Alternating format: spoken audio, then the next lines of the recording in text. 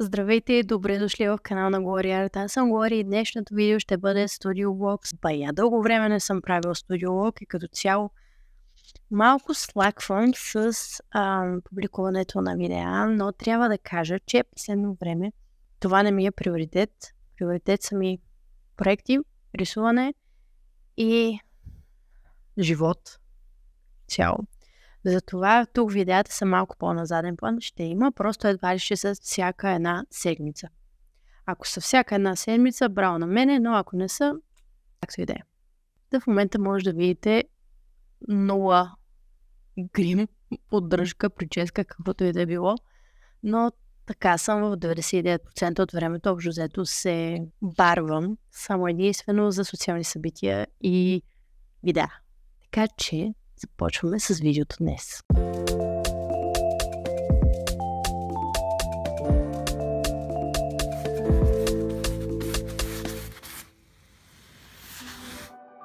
Първо ще махна това яке от тук, защото пречи. Та идеята ми днес беше да ви покажа какво се случва real time в студиото. Иначе казано да ви разходя из кочината, защото това, което се случва в момента е подготовка за капана. Това е едно. И подготовка за Shop Drop, Shop Launch, Shop Update, каквото и е. Миналата година по това време пуснах тези свичери дръскач, които са ми... В смисъл, това е униформата на моя живот. Имам 3, защото като има някаква грешка по родерията, тя остава за мен.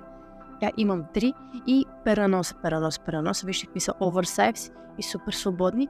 И да, тази година, горе-долу една година по-късно, ще добавя още цветове и още дизайни. И това, което се случи вчера, чакайте да го мръдна този стол. Вижда ли се? Вижда се, окей.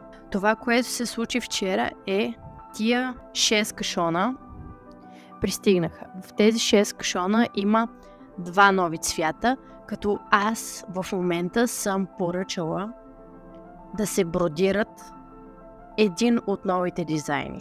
Един от новите дизайни, сега ще ви го разкажа, защото все още не е дошла бродерията, мисля, че утре трябва да дойде. Така, този надпис дръскач го слагаме на гърба, обаче много голям, и го слагаме да е само контур. Така, обаче самата бродерия искам да е такава изпъкнала, води се Satin Stitch, супер фенси. Така, а отпред е тук. Искам 2 молива, казали ето така.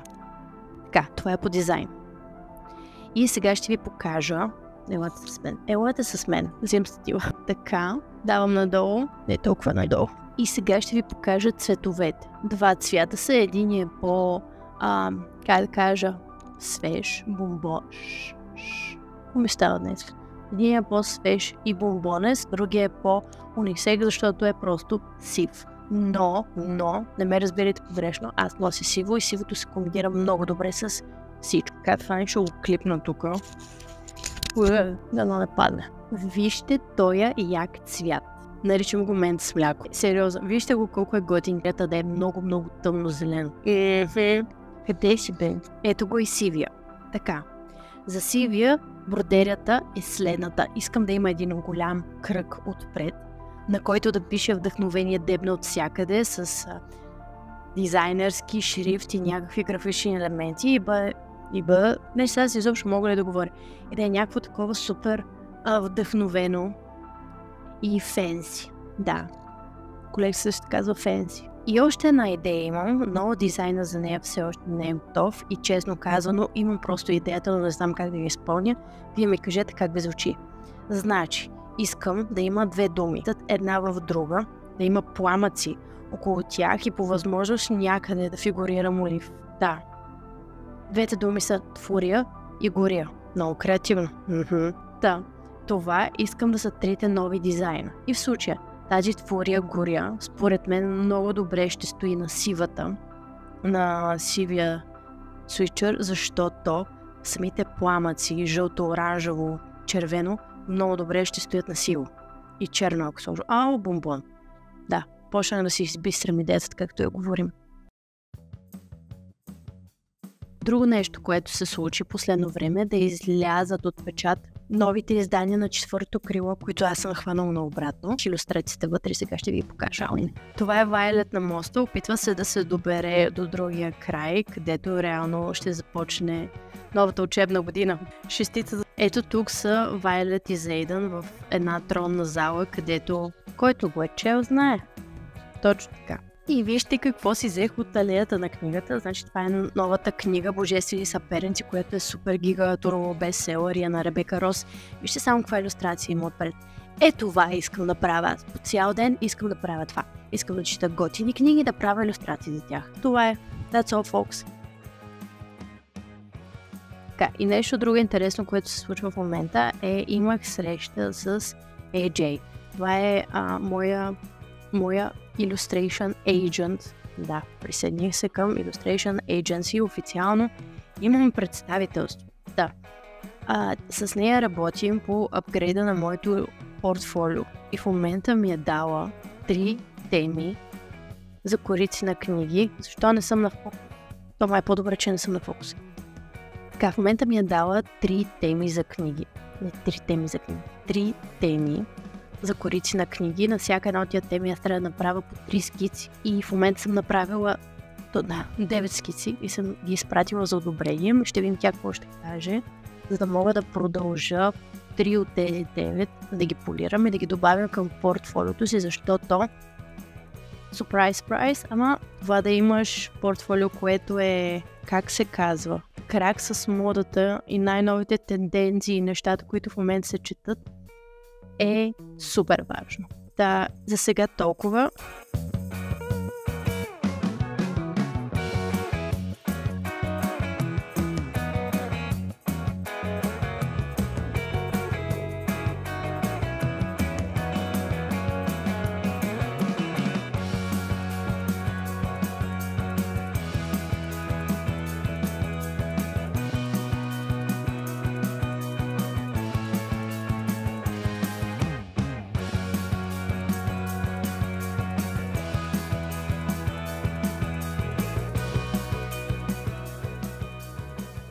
Ако някога сте се чудили как успявам, коста шестичка. Най-доброто.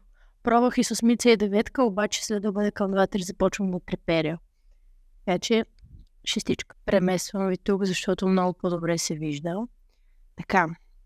Ден втори от подготовката. Току-що пристигнаха новия едишън на свичерите дръскач. Сега ще ви покажа. Пристигнаха в чувал, хора. Значи, що му ги видях, първоначално си викам, чувал. Сега ще трябва да го влача. И след това съм така, чакай, той чувал ще ми влезе в употреба. Така че, на човека, който ми изпрати този чувал, ти си знаеш кой си, благодаря, си го ползвам. Всъщност, даже при работа, защото имам да пренасям много неща. И един нейлонов чувал, особено когато е сезон на дъждовете. Секунда само. Първи мисли, погледнете отпред. Двата му. Да ги отзад. Вижте гърба. Кажете ми, не е ли турбо яко? Това е размер М, че понеже са унисекс, еската ме стои по-добре. Ме кара да се чувствам по-добре. Така че намирам една еска, обличам я, ви я показвам.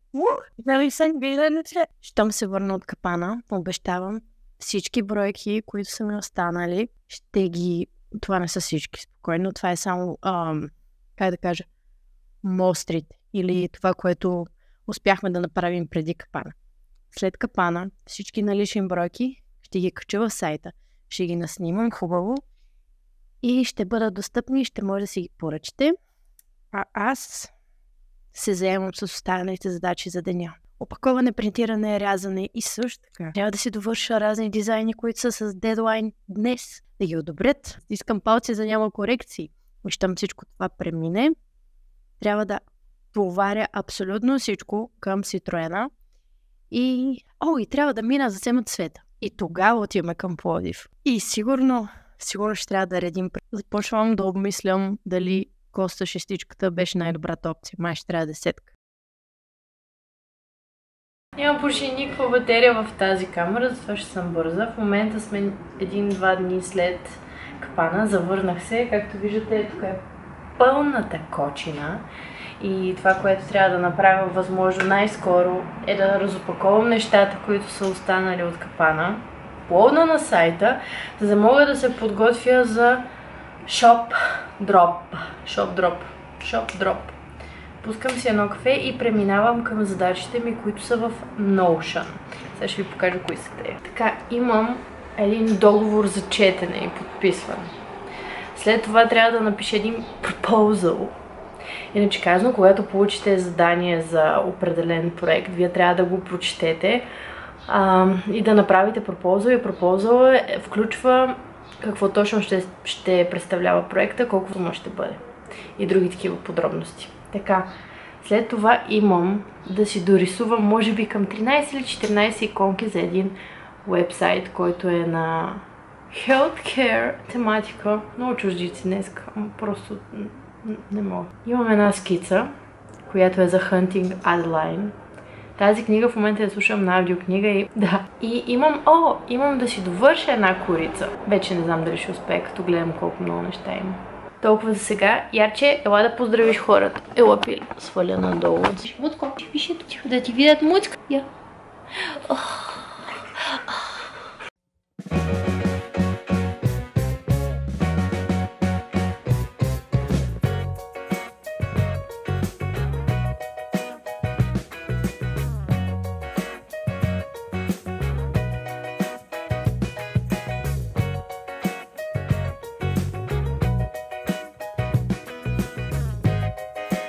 Яко е много мощно клопа навънка. Но напук на това, което правих до момента и по-интересна и креативната част, в момента, вярвайте или не, генерирам и лепя баркодове, защото се оказва, че няколко от магазините, които продават картичките на Creative Goody, въвеждат нова система, която задължително трябва да има баркод, за да може да се сканира. И аз съм така, окей, дайте ми малко време. Имам схема вече. Да. Това е хартия, която предварително е разграфена и всеки един лист има около 40 етикета и си принтирам на лазерен принтер. Да, лазерен принтер. На елементарен лазерен принтер, черно-бял.